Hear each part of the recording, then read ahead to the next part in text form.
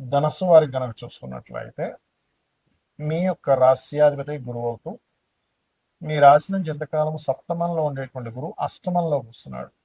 మరి అష్టమంలో జలరాశుల్లోకి వస్తున్నాడు.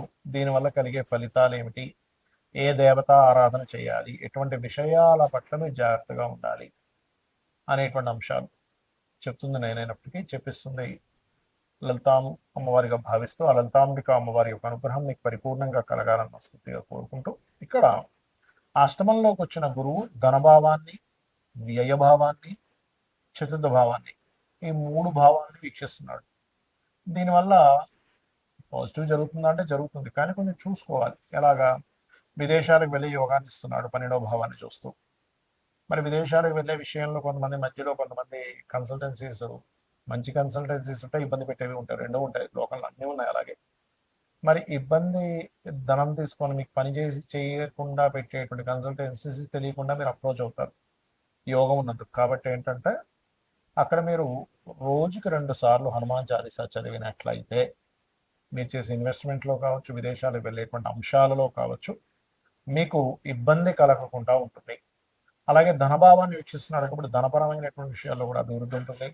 గతంలో ఇప్పుడు అర్ధాష్టమ శని మీకు నడుస్తున్నందుకు గతంలో చూడండి, ఏదైనా ఒక గృహం కానీ స్థలం కానీ తీసుకుంటాం. స్థలం తీసుకుంటే దాని గురించి పక్క స్థలం వాడు ఏదో పేచి మాకు ఇక్కడ వరకు ఉంది హద్దు ఉందనో, లేకపోతే గృహ నిర్మాణం చేస్తే కొంత పిల్లర్లు లేపిన తర్వాత మనకి మేస్త్రి వెళ్ళిపోతాడు. ఇలా రకరకాల ఇబ్బందులు అవుతూ ఉంటాయి.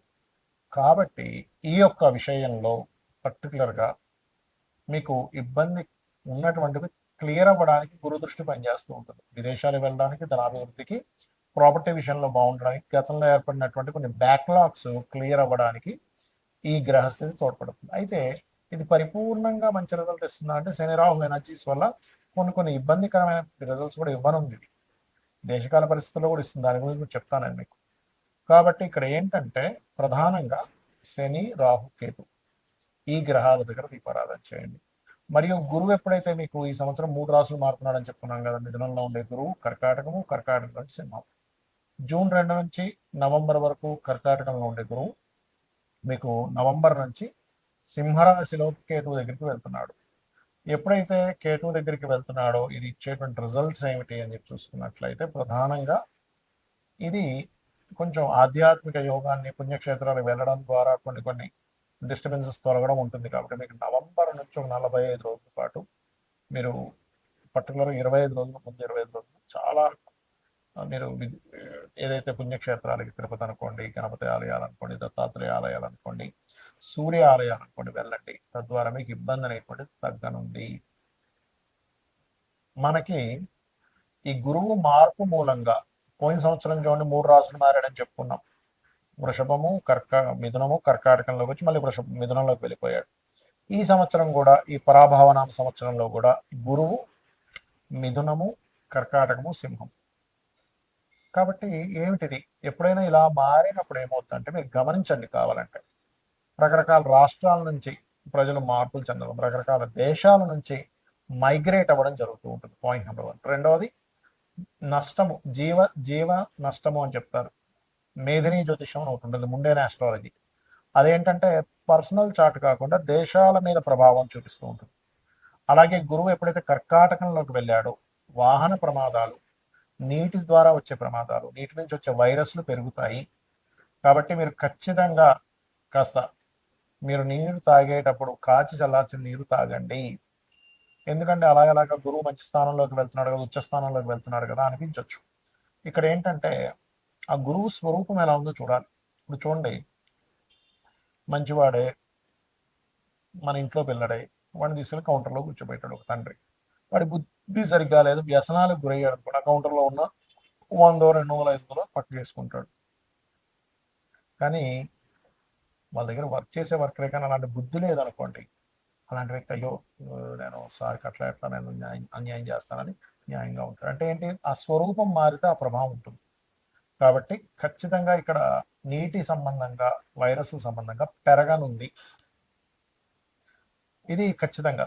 రెండవది, ఇప్పుడు చూడండి యుద్ధాలన్నీ సమసిపోయినట్టుగా కూల్ అయిపోయాయి, ఏమీ లేదనుకుంటున్నాను. కానీ కుజుడు ఎప్పుడైతే మీకు మేషంలో వచ్చాడో, ఇప్పుడు ప్రజెంట్ రాబోతున్నాడో, దీని ఫలితం ఏమిటంటే మరలా మీకు ఈ మే 11వ తేదీ నుంచి మారుతున్నాడు కాబట్టి ఖచ్చితంగా యుద్ధ సంబంధించినటువంటిది పెరగనుంది. అది చైనా కావచ్చు, ఇంకోటి కావచ్చు, ఇంకోటి కావచ్చు, మళ్ళా మళ్ళా మీకు ఆ యుద్ధ సంబంధించిన ప్రభావం ఖచ్చితంగా పెరుగుతుంది. నేను గతంలో కూడా చెప్పాను, ఈ శని కుజుడు కలిసి ఉండడమే కాదు, కుజుడు మేషంలోకి వచ్చినాక కూడా జరుగుతాయని. అది అలా ఉంది. అదేవిధంగా కాస్త ఎండలు, విపరీతమైన ఎండలు పెరగడం, విపరీతమైన వర్షాలు పడడం, ఇటువంటివన్నీ కూడా ఇస్తారు. అందుకే చూడండి, మనకి మొన్న ఈ మధ్య కూడా చాలా మంది మోడీ గారు ఏంటి బంగారం కొనొద్దన్నారు, విదేశాలకు వెళ్ళొద్దన్నారు, డీజిల్ జాగ్రత్తగా వాడుకోమన్నారు. ఎందుకు అంటే చూడండి, ఎప్పుడైనా కానీ యుద్ధాలు వచ్చినప్పుడు బంగారం విపరీతంగా పెరుగుతుంది, కానీ సడన్గా తగ్గిపోతుంది కూడా. దీనివల్ల ఏమవుతుంది, ఆర్థిక వ్యవస్థ పాడైపోతుంది. ఎలాగా, మనం ఉన్నాం ఇప్పుడు 1,40,000 ఉంది అనుకుందాం, కొనుక్కుంటాం, మళ్ళీ పెరుగుతుంది కదా ఆశతో, పెరుగుతుంది, అమ్మయ్య పెరుగుతుంది విపరీతంగా కొనేస్తాం. కానీ ఒకటేసారి 20,000-30,000 ధామను పడిపోయింది అనుకోండి, అప్పుడు పరిస్థితి ఏమిటి? ₹1,00,00,000 పెట్టి కొన్నటువంటి బంగారం మీద 30 లక్షలు నష్టం వచ్చింది అనుకుందాం. అప్పుడేంటి, 20-30 లక్షలు పోతే మామూలు విషయం కాదుగా. అలా ప్రతి ఒక్కరి జీవితంలో కొన్ని లక్షల రూపాయలు పోతే దేశవ్యాప్తంగా, ప్రపంచవ్యాప్తంగా ఏమవుతుంది, అది కొన్ని వేల లక్షల కోట్లు రాత్రి ఆవిరైపోతాయి. ఆ భావనతో ఒకటి.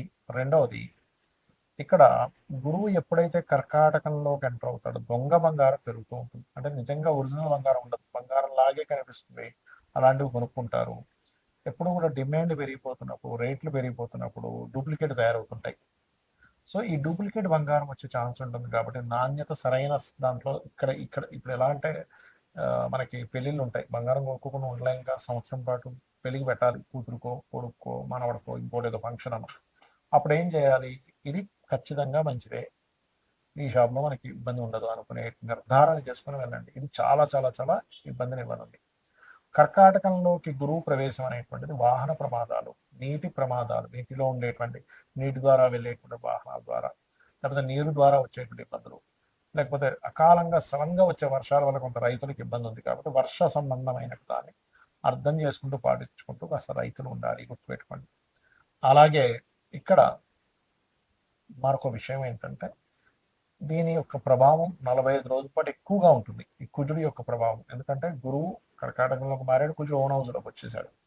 కుజుడు దృష్టి కర్కాటకంలో ఉండే గురువు మీద ఉంటుంది కాబట్టి ఏంటి, ఈ వాహనాలు అధిక వేగం మీద వెళ్ళడం అనేది తగ్గించండి. నీటి ప్రదేశాల్లో కొన్నిసార్లు వర్షం పడితే విపరీతంగా వర్షం ఉంటుంది, నడుచుకుంటూ వెళ్తే టక్కన మ్యాన్ హోల్లో పడిపోతుంది, ఇలాంటివి ఉంటాయి, డేంజర్స్ ఉంటాయి. నీటి మూలంగా వచ్చే ప్రమాదాలు, నీటి మూలంగా వచ్చే వైరస్లు, నీటి మూలంగా వచ్చేటువంటి ఇబ్బందులు ఉన్నాయి కాబట్టి ఈ విషయంలో కాస్త జాగ్రత్త ఖచ్చితంగా వహించండి, గుర్తుపెట్టుకోండి. ఇక అదేవిధంగా మీరు ఎప్పుడూ కూడా ఏ గ్రహం మారినా కూడా మీ పర్సనల్ చార్ట్, అంటే మీరు జన్మించినప్పుడు ఉండేటువంటి గ్రహాలని ఈ మారిన గ్రహం పాజిటివ్గా ట్రిగర్ చేస్తుందా, నెగటివ్గా ట్రిగర్ చేస్తుందా అనేది తెలుసుకోగలగాలి. అంటే ఎలాగా అంటే, మనం ఒక రేసు మారిపోయేటప్పుడు మనం రకరకాలుగా ఆలోచిస్తాం. మనం వెళ్ళే ప్రదేశం ఎలాంటిది, అక్కడ పిల్లలకి స్కూల్కి దగ్గర ఉందా లేదా, సూపర్ మార్కెట్ దగ్గర ఉందా లేదా, లేకపోతే మనకి ఏదో హాస్పిటల్ దగ్గర ఉందా లేదా చూసుకుంటాం. ఎందుకు, మారిన దాని వల్ల మనం ఆ ప్రదేశం మారినప్పుడు మనకేమిటి అక్కడ ఇంకా బాగుంటే ఇంకా బాగుంటుంది. అలాగే ఒక గ్రహం మారేటప్పుడు, గురువు మారాడు, కుజుడు మారుతున్నాడు, రవి మారుతున్నాడు, ఇలా మారుతూ ఉంటాయి ఎప్పటికప్పుడు. మారేటప్పుడు ఏంటంటే మేజర్ ప్లానెట్ అంటే గురువు, శని, రాహుకేతువులు మేజర్ ఇన్సిడెంట్స్ మన లైఫ్ని టర్న్ చేసేటువంటి ఇన్సిడెంట్స్ ఇచ్చే గ్రహాలు కాబట్టి వీటి ప్రభావం ఎక్కువగా ఉంటుంది. కాబట్టి మార్పు ఒకటే కాకుండా మీ పర్సనల్ చార్ట్లో ఏ మహాదశ నడుస్తుంది, ఏ అంతర్దశ నడుస్తుంది. ఇప్పుడు వైరస్లు, రోగాలు వస్తాయని మీకు ఎక్కడ రోగభావం లేదనుకోండి, పెద్ద ఎఫెక్ట్ ఉండదు. ఇప్పుడు మొన్న లాస్ట్ ఇయర్ కోవిడ్ వచ్చినప్పుడు, 4 years బ్యాక్ వచ్చినప్పుడు కూడా చూడండి, కొంతమందికి చాలా ఎఫెక్ట్ అయితే కొంతమంది పెద్ద ఎఫెక్ట్ అవ్వాలి. It's depend on your personal chart ఎలా ఉందనే దాన్ని అర్థం చేసుకుంటూ ముందుకు వెళ్ళాలి. శ్రీమాత్రే నమః.